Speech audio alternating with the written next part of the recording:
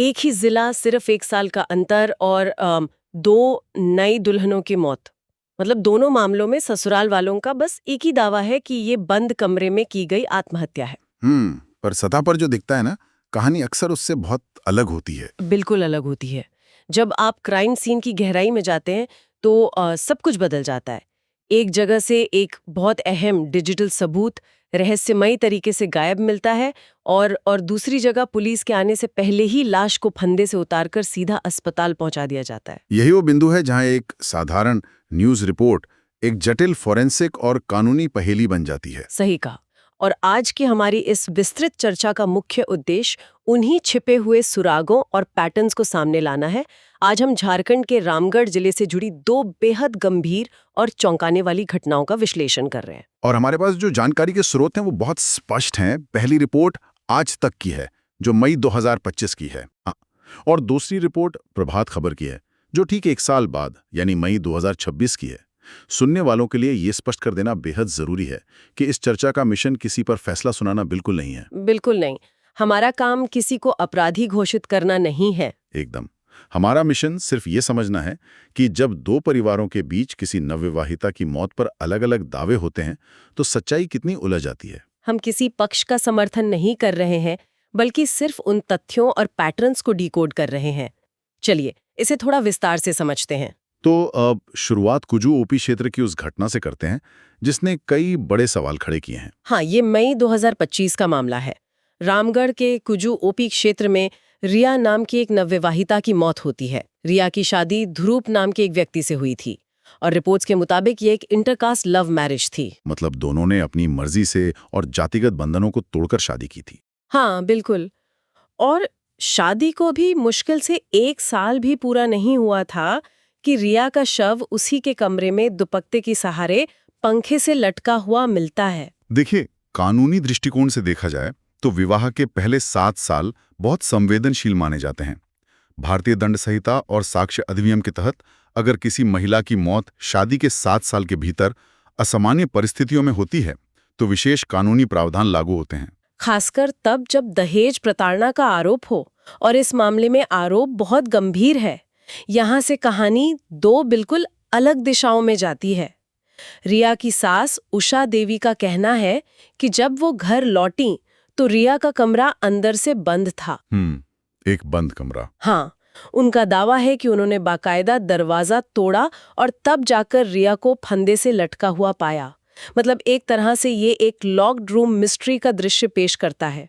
पर दूसरी ओर मायके वालों का पक्ष इस लॉक्ड रूम की थ्योरी को पूरी तरह नकारता है। रिया की मां सीमा देवी ने पुलिस में एफआईआर दर्ज कराई है। जी, जिसमें दामाद ध्रुव और उसके माता पिता पर कार की मांग और दहेज हत्या का सीधा आरोप लगाया गया है। और पुलिस ने कार्रवाई करते हुए पति ध्रुव को गिरफ्तार भी कर लिया है। और एक अहम बात, ध्रुव का एक आपराधिक इतिहास भी रहा है। वो पांडे गैंग नाम के किसी गुट से जुड़ा हुआ बताया जाता है। पांडे गैंग। लेकिन इन सब के बीच मेरे दिमाग में एक तीखा सवाल आता है। अगर ये अपनी मर्जी से की गई लव मैरिज थी, जहां 2 लोगों ने समाज से लड़कर एक होने का फैसला किया, तो इतनी जल्दी गाड़ी और दहेज की मांग कहां से आ गई? यहाँ जो बात सबसे ज्यादा ध्यान खींचती है वो है समाजशास्त्र और मनोविज्ञान का वो हिस्सा जिसे अक्सर नजरअंदाज कर दिया जाता है। अच्छा, वो कैसे? देखिए, ये सोचना कि लव मैरिज पारंपरिक सामाजिक दबावों से पूरी तरह मुक्त होती है, एक बहुत अधूरा सच है। कई मामलों में देखा गया है कि जब 2 लोग परिवार की मर्जी के खिलाफ शादी करते हैं तो ससुराल पक्ष उस विवाह को स्वीकार करने के एवज में एक छिपी हुई कीमत वसूलने की कोशिश करता है। ओ, मतलब एक तरह का पेनाल्टी टैक्स? बिल्कुल। परिवार ये जताने की कोशिश करता है कि चूंकि तुम हमारी मर्जी के बिना इस घर में आई हो तो अपनी जगह बनाने के लिए तुम्हें कुछ आर्थिक कीमत चुकानी होगी। ये सिर्फ पैसे का लालच नहीं है, ये एक तरह का पावर डायनामिक है, नियंत्रण स्थापित करने का उपकरण। ओह, ये तो बहुत ही डरावना सच है। नियंत्रण स्थापित करने की ये चाहत अक्सर प्रताड़ना का रूप ले लेती है। हाँ, लेकिन इस पूरे मामले में एक और पहलू है जो इस सुसाइड की थ्योरी पर एक बहुत बड़ा प्रश्न चिन्ह लगाता है, और वो है एक डिजिटल सबूत का गायब होना। डिजिटल सबूत? हाँ, पुलिस जांच में यह बात सामने आई है कि रिया के फोन का सिम कार्ड वहां मौजूद ही नहीं था, और जब ध्रुव से इस बारे में पूछताछ की गई तो उसने दावा किया कि रिया ने खुद अपना सिम तोड़ दी थी। अरे, ये दलील हजम करना बहुत मुश्किल है। मतलब अगर कोई व्यक्ति इतना हताश और परेशान है कि वो अपनी जान लेने जा रहा है, तो उसका अंतिम कदम अपना सिम कार्ड तोड़ना क्यों होगा? यही तो। फोन को गुस्से में पटक कर तोड़ना एक भावनात्मक प्रतिक्रिया हो सकती है, लेकिन फोन से सिम निकालना और सिर्फ उसे नष्ट करना ये एक बहुत ही सोची समझी प्रक्रिया लगती है। ये मुझे किसी डायरी के उस पन्ने को फाड़ने जैसा लगता है जिसमें कोई गहरा राज छिपा हो। ये एनालॉजी यहाँ बिल्कुल फिट बैठती है। सिम कार्ड कोई मामूली प्लास्टिक का टुकड़ा नहीं है, ये एक डिजिटल फुटप्रिंट है। उसमें कॉल रिकॉर्ड्स, मैसेजेस सब होते हैं। बिल्कुल। आत्महत्या से पहले किसी व्यक्ति का अपनी डिजिटल पहचान को इस तरह मिटाना बहुत ही दुर्लभ है। जांच के नजरिए से देखा जाए तो ये डिजिटल सबूत का गायब होना इसे आत्महत्या से हटाकर सबूत नष्ट करने की श्रेणी में ला खड़ा करता है। मतलब किसी ने जानबूझकर उसे गायब किया? हाँ, जांचकर्ताओं का ये सोचना स्वाभाविक है कि वो सिम कार्ड ऐसी कौन सी कहानी बताने वाला था जिसे खामोश करना इतना जरूरी हो गया। रिया के मामले में तो मान लेते हैं कि डिजिटल सबूत मिटाने का मौका मिल गया क्योंकि कमरा कथित तौर पर बंद था।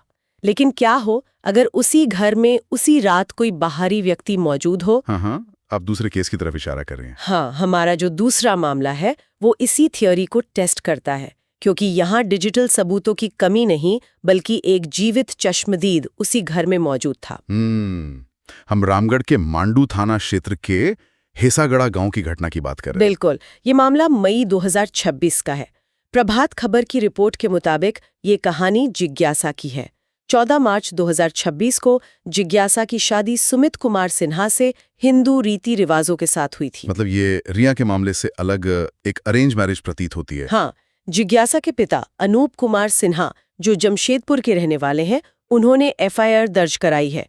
इस घटना की जो टाइमलाइन है ना, वो अपने आप में एक सस्पेंस थ्रिलर से कम नहीं है। और आपराधिक मामलों में टाइमलाइन सिर्फ समय का लेखा जोखा नहीं होती, वो अवसर और इरादे को स्थापित करने का सबसे मजबूत जरिया होती है। तो इस टाइमलाइन पर गौर करें। 22 मई को जिज्ञासा का भाई निखिल अपनी बहन के घर आता है। उसी शाम वो अपनी बहन और जीजा के बीच किसी बात पर विवाद होते हुए देखता है। घटना से ठीक एक दिन पहले विवाद। हाँ, फिर 23 मई का दिन आता है। पूरा परिवार एक साथ रजरप्पा मंदिर में पूजा अर्चना करने जाता है। रात करीब 11 बजे निखिल की अपनी बहन से सामान्य बातचीत होती है और फिर वो सोने चला जाता है। और फिर आता है रविवार की सुबह का वक्त। सही, सुबह करीब 5 बजे शोर सुनकर निखिल की नींद खुलती है। वो बाहर आता है और देखता है कि उसकी बहन को अस्पताल ले जाने की जल्दबाजी हो रही है। ससुर सोमेश कुमार सिन्हा का दावा है कि जिज्ञासा ने आत्महत्या कर ली है, लेकिन वे कारण नहीं जानते। ससुर कारण नहीं जानते, जबकि घटना से एक शाम पहले ही पति पत्नी के बीच विवाद हुआ था, जिसे खुद भाई ने अपनी आंखों से देखा था। रुको, अगर भाई उसी घर में दूसरे कमरे में सो रहा था तो रात 11 बजे से सुबह 5 बजे के बीच महज 6 घंटों में किसी ने फांसी लगा ली, उसे फंदे से उतारा गया और इस पूरी प्रक्रिया में इतनी भी आवाज नहीं हुई कि दूसरे कमरे में सो रहे भाई को भनक लगे। ये सन्नाटा वाकई बहुत कुछ सोचने पे मजबूर करता है। और फिर अचानक सुबह 5 बजे एक शोर मचता है। किसी को भनक तक कैसे नहीं लगी? अगर हम इसे बड़ी तस्वीर से जोड़कर देखें तो यहाँ सिर्फ रात के रहस्यमयी सन्नाटे का सवाल नहीं है। यहाँ जो सबसे बड़ा फोरेंसिक और कानूनी रेड फ्लैग है वो है घटना के बाद अपनाई गई प्रक्रिया। आप अस्पताल ले जाने वाली बात कर रहे हैं? बिल्कुल। जिज्ञासा के पिता अनूप कुमार सिन्हा ने FIR में जो आरोप लगाया है वो बहुत ही तकनीकी और गंभीर है। उनका कहना है कि मायके वालों और पुलिस के पहुंचने से पहले ही शव को सदर अस्पताल ले जाकर पोस्टमार्टम की प्रक्रिया शुरू कराने की कोशिश की गई। अरे, ये तो पुलिस इन्वेस्टिगेशन के सबसे बुनियादी नियम का उल्लंघन है। आमतौर पर जब भी कोई संदिग्ध मौत होती है तो ये उम्मीद की जाती है कि क्राइम सीन को जस का तस रखा जाए जब तक कि अधिकारी मौके पर न पहुंच जाएं। और कानूनी प्रक्रिया में एक शब्द होता है इनक्वेस्ट रिपोर्ट, जिसे आम भाषा में पंचनामा कहा जाता है। जहां पुलिस शव का मुआयना करती है। हाँ, जल्दबाजी में शव को फंदे से उतारकर अस्पताल ले जाने से सबसे बड़ा नुकसान क्राइम सीन के नष्ट होने का होता है। कानूनी जांच में ऐसी जल्दबाजी अक्सर एक सोची समझी साजिश का इशारा करती है, क्योंकि एक बार आपने शव को हिला दिया तो वो सारे सुराग मिट जाते हैं जो ये साबित कर सकते थे कि घटना असल में कैसे हुई। बिल्कुल। फोरेंसिक विज्ञान में से ऐसे समझा जा सकता है, जब कोई व्यक्ति सच में फांसी लगाता है तो गुरुत्वाकर्षण के कारण गले पर रस्सी का निशान अंग्रेजी के अक्षर V आकार में ऊपर की तरफ जाता है। अच्छा, मतलब वो एक नेचुरल खिंचाव होता है। एकदम सही। इसके विपरीत अगर किसी की हत्या गला घोंटकर की गई हो और बाद में उसे लटकाया गया हो, तो गले पर निशान आमतौर पर सीधा या क्षैतिज होता है। ओह, ये तो बहुत बड़ा अंतर है। हाँ, और शव को तुरंत उतारने से पोस्टमार्टम लिविडिटी का पैटर्न भी बदल जाता है।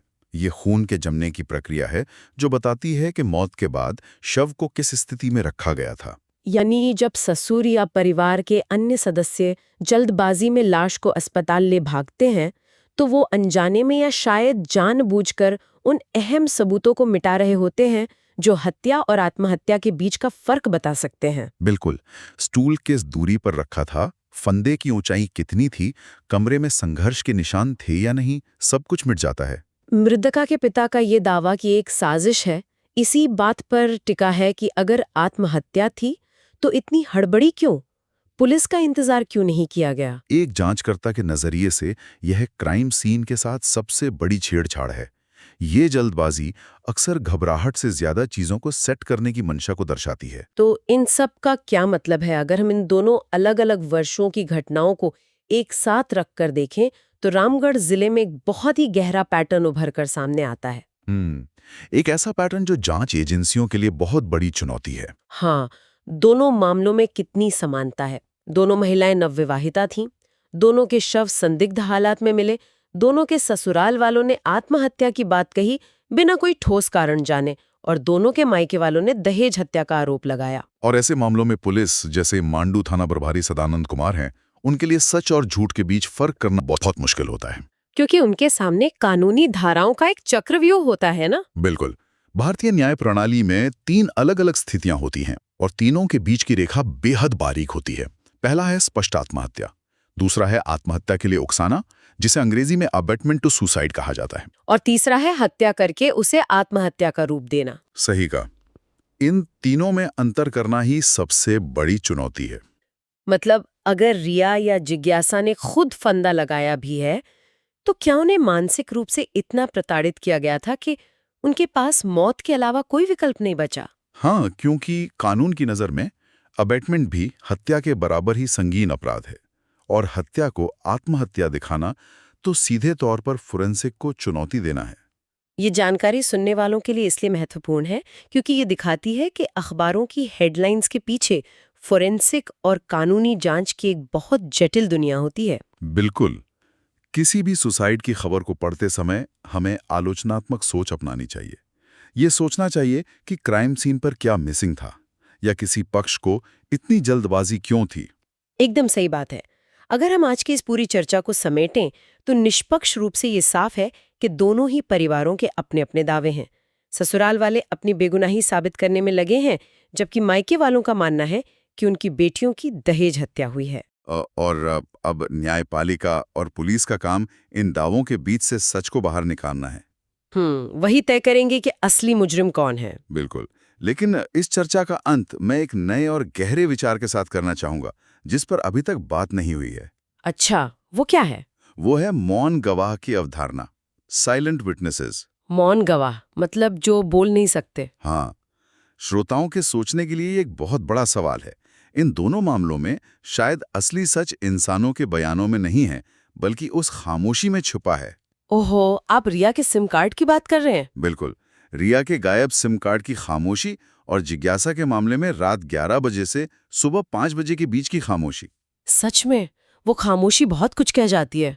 तो क्या आज के दौर में इंसानी दावों से ज्यादा भरोसा हमें उन खामोश सबूतों पर करना चाहिए जो घटनास्थल पर छूट जाते हैं, या फिर उन सबूतों पर जिन्हें बहुत ही सफाई से मिटा दिया जाता है? क्योंकि जो वहां नहीं है वो अक्सर उससे ज्यादा सच बोलता है जो मौजूद है। ये सचमुच एक ऐसा विचार है जो लंबे समय तक जहन में अटका रह जाता है। इस चर्चा ने ये स्पष्ट कर दिया है कि अपराध और न्याय की दुनिया में चीजें कभी भी वैसी नहीं होती जैसी सतह पर दिखाई देती हैं। बिल्कुल। हमें उन मौन गवाहों को सुनना सीखना होगा। एकदम सही। और सुनने वालों के लिए यकीनन ये चर्चा इस तरह की घटनाओं को देखने का नजरिया पूरी तरह बदल देगी। इसी उत्साह और सोच विचार वाले नोट के साथ आज की इस गहरी चर्चा को हम यहीं समाप्त करते हैं। जुड़ने के लिए बहुत बहुत धन्यवाद।